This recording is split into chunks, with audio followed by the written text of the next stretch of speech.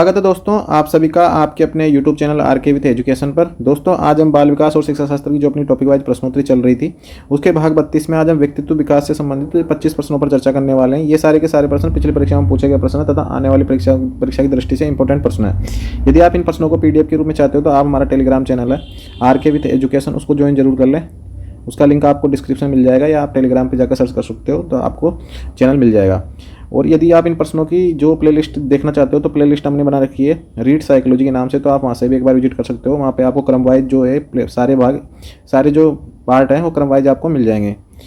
तो देखते हैं आज का पहला प्रश्न दे रखा है कि बालक के व्यक्तित्व की नींव किस अवस्था में पड़ती है। यह प्रश्न बिहार टेट जो एग्जाम होती है उसमें पूछा गया प्रश्न है। ऑप्शन 1 दे रखा किशोरावस्था, ऑप्शन 2 दे रखा गर्भावस्था, ऑप्शन 3 दे रखा वयस्क अवस्था, ऑप्शन 3 दे रखा वयस्क अवस्था और ऑप्शन 4 दे रखा बचपन अवस्था, ऑप्शन 5 दे रखा अनुत्तरित प्रश्न। तो बालक के व्यक्तित्व की नींव किस अवस्था में पड़ती है, तो वो पड़ती है बचपन अवस्था में, या इसको बोल सकते हैं अपन शैशवावस्था में भी इसको बोल सकते हैं, शैशवावस्था या बचपन अवस्था या बाल्यकाल। बचपन अवस्था जैसा अपन को ऑप्शन में दे रखा है उसी प्रकार से हम इस क्वेश्चन का सही आंसर करेंगे। तो सही आंसर हो जाएगा इसका बचपन अवस्था। ऑप्शन नंबर 4 इसका सही आंसर रहेगा। इसके बाद में अगला प्रश्न हमारा व्यक्ति में उन, ये परिभाषा है एक मनोवैज्ञानिक है, व्यक्ति में उन मनोशारीरिक अवस्थाओं का गतिशील संगठन जो उसके पर्यावरण के साथ अद्वितीय सामंजस्य को निर्धारित करता है क्या कहलाता है। ऑप्शन 1 दरखा व्यक्तित्व, ऑप्शन 2 दरखा समायोजन, ऑप्शन 3 दरखा संवेदना, ऑप्शन 4 दरखा चरित्र, ऑप्शन 5 दरखा अनुत्तरित प्रश्न। बहुत ही ज़्यादा इंपॉर्टेंट ये परिभाषा है, वेरी इंपॉर्टेंट परिभाषा है, काफ़ी बार एग्जाम में पूछी जा चुकी है ये। इसको याद करने का तरीका है कि इसको थोड़ा याद करने की कोशिश करें।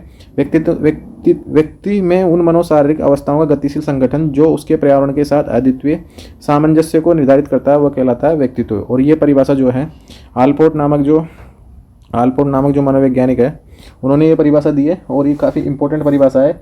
इसको ऐसे बोला जा सकता है कि व्यक्तित्व उन मनोदैहिक विशेषताओं का गत्यात्मक संगठन है जो वातावरण के साथ उसके अपूर्व समायोजन को प्रकट करता है।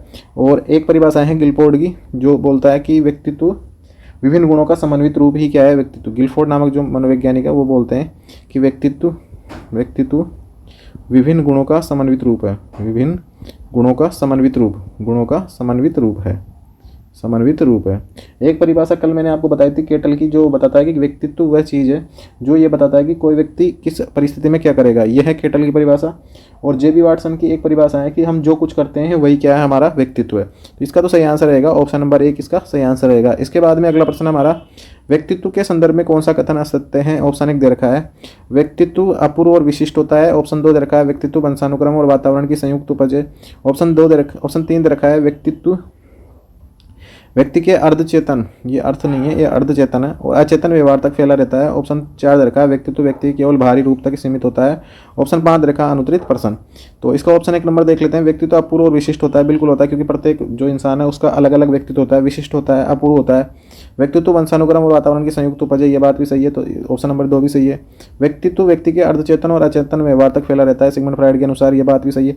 और व्यक्तित्व व्यक्ति के केवल बाहरी रूप तक सीमित होता है, तो ये बात गलत है क्योंकि हम किसी व्यक्ति के बाहरी रूप को देखकर बता नहीं सकते कि उसका पर्सनैलिटी या उसका व्यक्तित्व किस प्रकार का होगा। तो इसका सही आंसर रहेगा ऑप्शन नंबर 4 इसका सही आंसर रहेगा।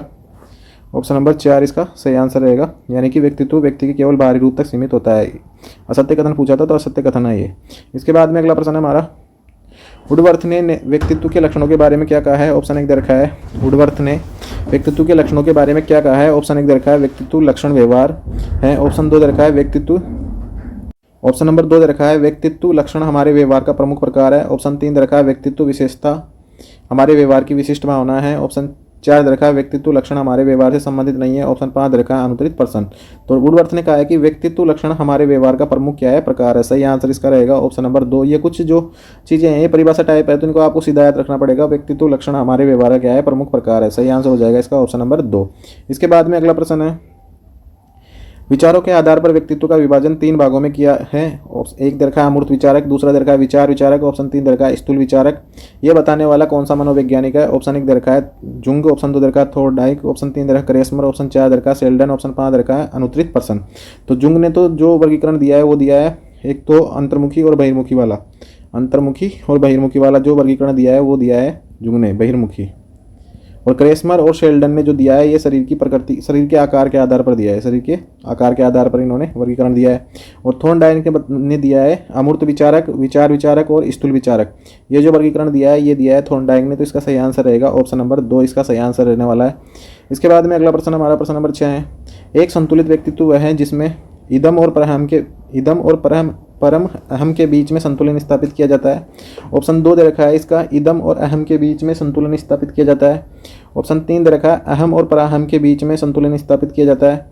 ऑप्शन 4 दे रखा है, मजबूत अहम को बनाया जाता है। और ऑप्शन 5 दे रखा है, अनुत्तरित पर्सन। तो इसका जो एग्जाम में जो आंसर माना है वो माना है मजबूत किसको बनाया जाता है, अहम को बनाया जाता है। यानी कि जो ईड ईगो और सुपर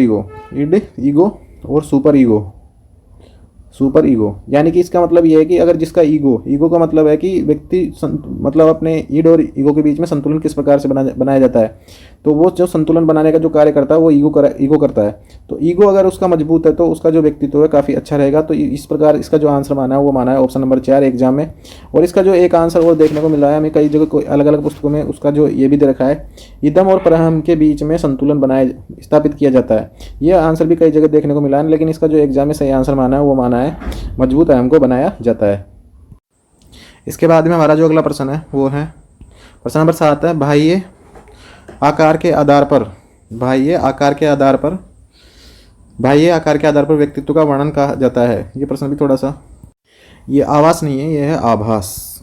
बाह्य आभास के और रीट की परीक्षा में पूछा गया प्रश्न है। ये 2016 के एग्जाम में पूछा गया था। बाह्य आभास के आधार पर व्यक्तित्व का वर्णन कहा जाता है। इसी प्रकार की लैंग्वेज थी और इसी प्रकार का प्रश्न पूछा गया था। इसका ऑप्शन 1 दे रखा है गहन दृष्टिकोण, ऑप्शन 2 दे रखा है सतही दृष्टिकोण, ऑप्शन 3 दे रखा है मानकीय दृष्टिकोण, ऑप्शन 4 दे रखा है प्रेक्षणात्मक दृष्टिकोण, ऑप्शन 5 दे रखा है अनुत्तरित पर्सन। तो बाह्य आभास के आधार पर व्यक्तित्व का वर्णन कहा जाता है सतही दृष्टिकोण। सही आंसर हो जाएगा इसका ऑप्शन नंबर बी, इसका सही आंसर रहेगा। इसके बाद में अगला प्रश्न हमारा, व्यक्तित्व व्यक्ति के अंतर्गत उन मनोशारीरिक गुणों का गतिशील संगठन है जो पर्यावरण में उसके अपूर्व समायोजन को निर्धारित करते हैं। उक्त परिभाषा देने वाले हैं। ऑप्शन 1 दे रखा है एम.एल. मन, ऑप्शन 2 दे रखा है ऑलपोर्ट, ऑप्शन 3 दे रखा है फ्राइड, ऑप्शन 4 दे रखा है डेसिल और ऑप्शन 5 दे रखा है अनुत्तरित पर्सन। तो व्यक्तित्व व्यक्ति के अंतर्गत उन मनोशारीरिक गुणों का गतिशील संगठन है जो पर्यावरण में उसके अपूर्व समायोजन को निर्धारित करते हैं। उक्त परिभाषा देने वाले हैं आलपोर्ट। सही आंसर हो जाएगा इसका ऑप्शन नंबर 2। काफ़ी इंपॉर्टेंट परिभाषा है ये, इसको आप याद कर ले, कई बार एग्जाम में पूछी जा चुकी है।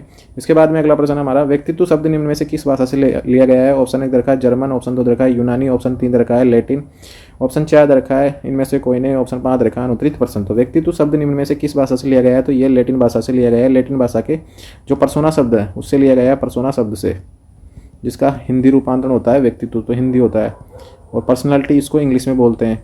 और जो पर्सोना शब्द है इसका अर्थ जो होता है ये होता है लैटिन भाषा में मुखोटा या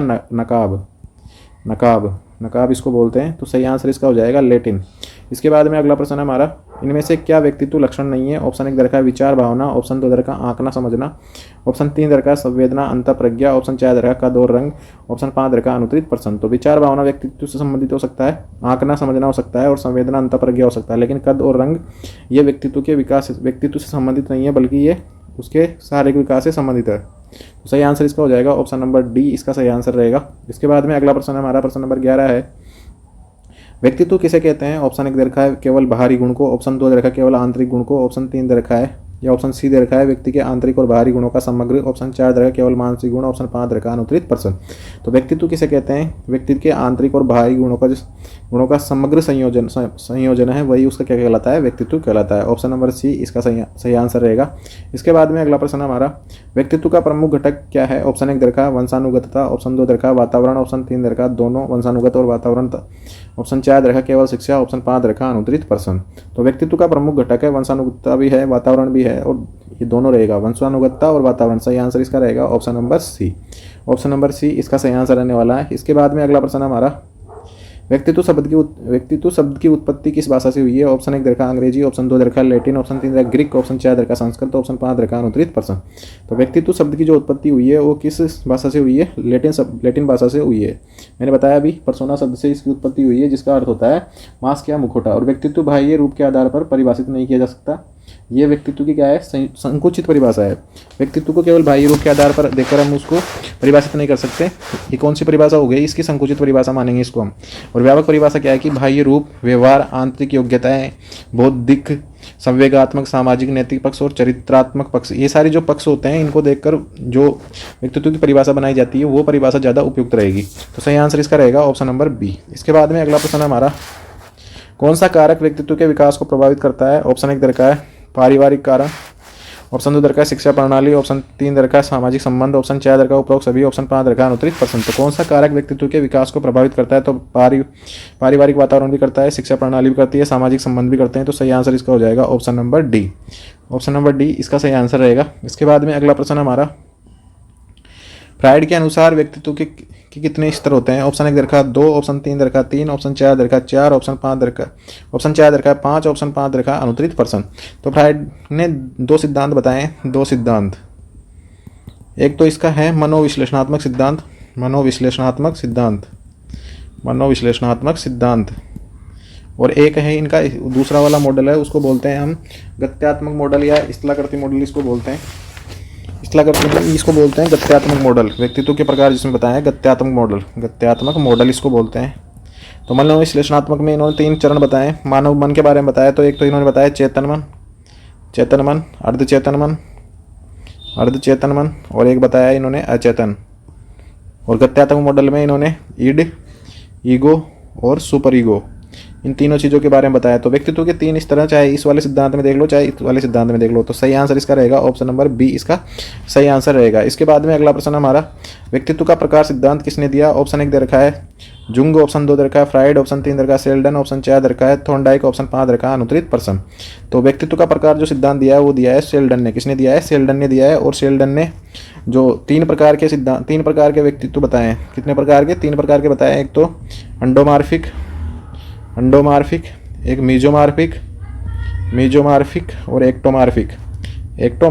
ये 3 प्रकार के इन्होंने व्यक्ति बताए हैं। और इनका जो उन्होंने वर्गीकरण भी किया है, कल भी मैंने आपको बताया था 3 प्रकार के इन्होंने बताए। इनके अलग अलग नाम है। इसको ये जो व्यक्ति होते हैं गोल मटोल होते हैं, मीजोमार्फिक होते हैं, ये आयताकार लंबे कद काठी के होते हैं, चौड़े होते हैं, इनके सीने चौड़े होते हैं। और इनका ज़्यादातर देखने को मिलते हैं सेना में, पुलिस में, इनमें देखने को मिलते हैं। एक्टोमार्फिक लंबे होते हैं, सुकुमार होते हैं, सुंदर होते हैं, हैंडसम होते हैं। ये सारे किस में आते हैं? एक्टोमार्फिक में आते हैं। तो व्यक्तित्व का प्रकार सिद्धांत जो बताया वो बताया सेल्डन ने। तो सही आंसर हो जाएगा इसका ऑप्शन नंबर, इसका सही आंसर हो जाएगा वो हो जाएगा सेल्डन, सी। इसके बाद में अगला प्रश्न हमारा प्रश्न नंबर 17 है, कौन सा व्यक्तित्व सिद्धांत वंशानुगत कारकों पर आधारित है? ऑप्शन 1 दरका है मनोवैज्ञानिक सिद्धांत, ऑप्शन 2 दरका शारीरिक प्रकार सिद्धांत, ऑप्शन 3 दरका सामाजिक सिद्धांत, ऑप्शन 4 दरका व्यवहारवादी सिद्धांत, ऑप्शन 5 दरका अनुत्तरित प्रश्न। तो कौन सा व्यक्तित्व वंशानुगत कारकों पर निर्भर करता है? तो शारीरिक प्रकार सिद्धांत जो है वो वंशानुगत कारकों पर निर्भर करता है। सही आंसर हो जाएगा इसका ऑप्शन नंबर इसका बी रहेगा। और जो शरीर की बनावट के आधार पर जो वर्गीकरण दिया है वो क्रेसमर ने भी दिया है। क्रेसमर नामक मनोवैज्ञानिक है, उन्होंने दिया है शरीर की बनावट के आधार पर वर्गीकरण। और इन्होंने 4 प्रकार के बताए इन्होंने। इसमें एक तो स्थूलकाय बताया, एक क्रस्तकाय बताया, एक पुष्टकाय और एक विशालकाय।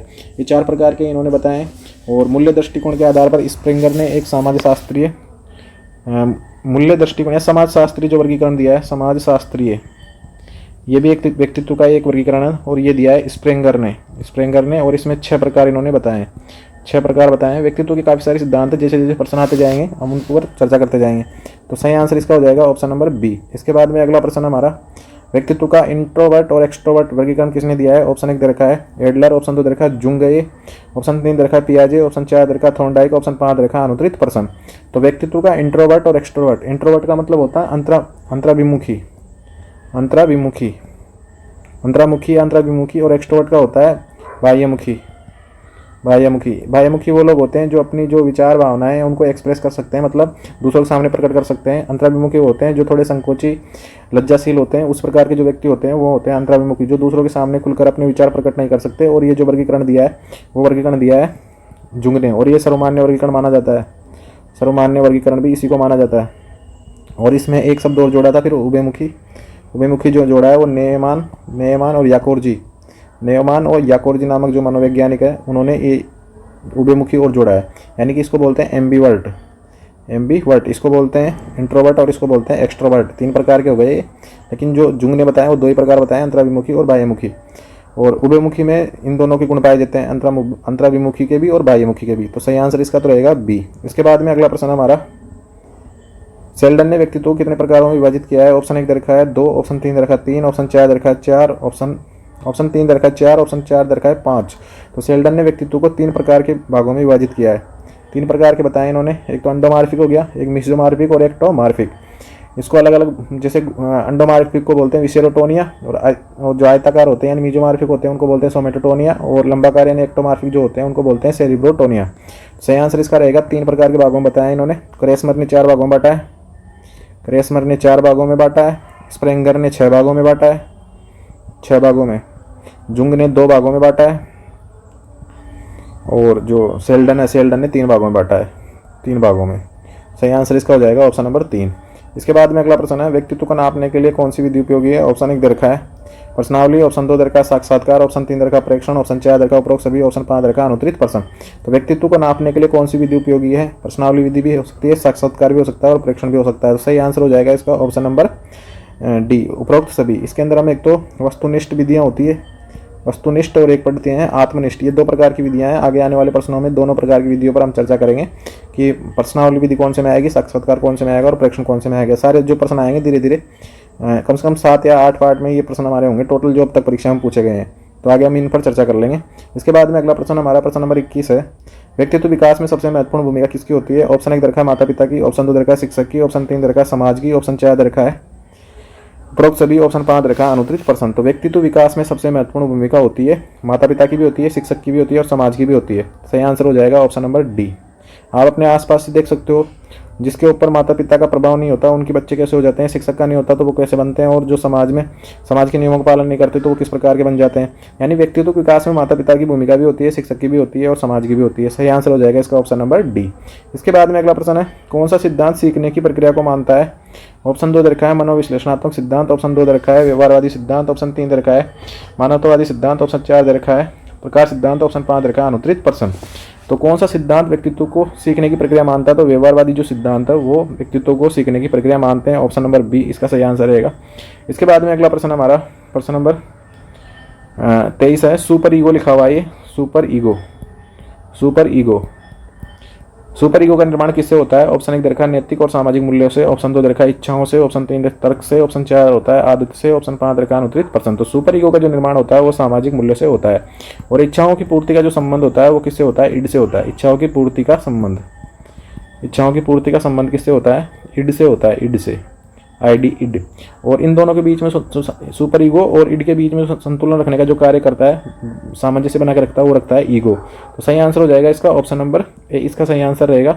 इसके बाद में अगला प्रश्न हमारा प्रश्न नंबर 24 है, पियाजे के अनुसार व्यक्तित्व विकास में मुख्य भूमिका किसकी होती है? तो पियाजे ने संज्ञानात्मक विकास पर बात की है, तो इसका जो सही आंसर रहेगा ऑप्शन देख लेते हैं, सामाजिक संपर्क, ऑप्शन 2 दरखा नैतिक विकास, ऑप्शन 3 दरखा है संज्ञानात्मक विकास, ऑप्शन 4 दरखा शारीरिक विकास, ऑप्शन 5 दरखा अनुत्तरित प्रश्न। तो पियाजे के अनुसार व्यक्तित्व विकास में जो भूमिका होती है संज्ञानात्मक विकास की होती है। सामाजिक संपर्क के बारे में जो बताया वो बताया वाइगोत्स्की ने बालक के विकास में। नैतिक विकास के सिद्धांत दिए कोहलबर्ग ने, जीन पियाजे का भी एक सिद्धांत है, जीन पियाजे का भी है।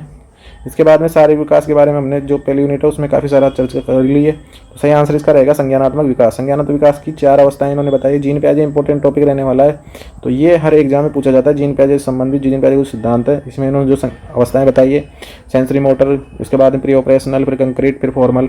तो ये सब चीज़ें हैं जो आपको याद हो जानी चाहिए जीन पियाजे के सिद्धांत से संबंधित। सी आंसर इसका सही रहेगा।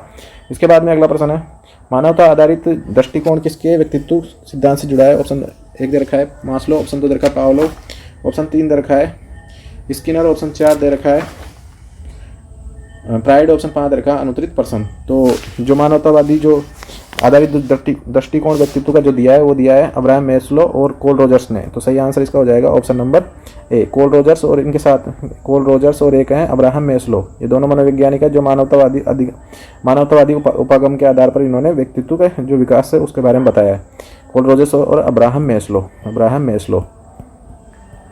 सही आंसर इसका रहेगा ऑप्शन नंबर ए। इसके बाद में अगला प्रश्न हमारा 26 है, व्यक्तित्व को परिभाषित करने वाला सबसे उपयुक्त कथन क्या है? ऑप्शन 1 दे रखा है केवल बाहरी आचरण, ऑप्शन 2 दे रखा है विचारों और व्यवहारों का समन्वय, ऑप्शन 3 दे रखा है समाज में स्थिति, ऑप्शन 4 दे रखा है आय और पद, ऑप्शन 5 दे रखा है अनुत्तरित प्रश्न। तो व्यक्तित्व को परिभाषित करने वाला सबसे जो उपयुक्त पद है वो है विचारों और व्यवहारों का समन्वय। सही आंसर हो जाएगा इसका ऑप्शन नंबर बी। तो दोस्तों ये थे आज के हमारे 20 प्रश्न, 20 के 25 प्रश्न हैं। इसके अंदर जो व्यक्तित्व से संबंधित पिछली परीक्षाओं में पूछे गए हैं तथा इनके जो एग्जाम में पूछे जाने की जो संभावना है वो थोड़ी ज़्यादा इंपॉर्टेंट होती है या प्रबल होती है। तो अगर आप इन प्रश्नों की PDF चाहते हो तो आप हमारे टेलीग्राम चैनल है RK विथ एजुकेशन, उसको ज्वाइन जरूर कर लें।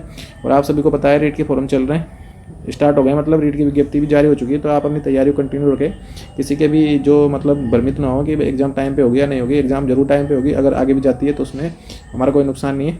और हमारे यूट्यूब चैनल को शेयर जरूर कर दें उन मित्रों के साथ जो किसी भर्ती प्रतियोगी परीक्षा की तैयारी कर रहे हैं। और ऐसे ही वीडियो देखने तथा जॉब संबंधी और भी अपडेट के लिए आप हमारे चैनल पर बने रहें।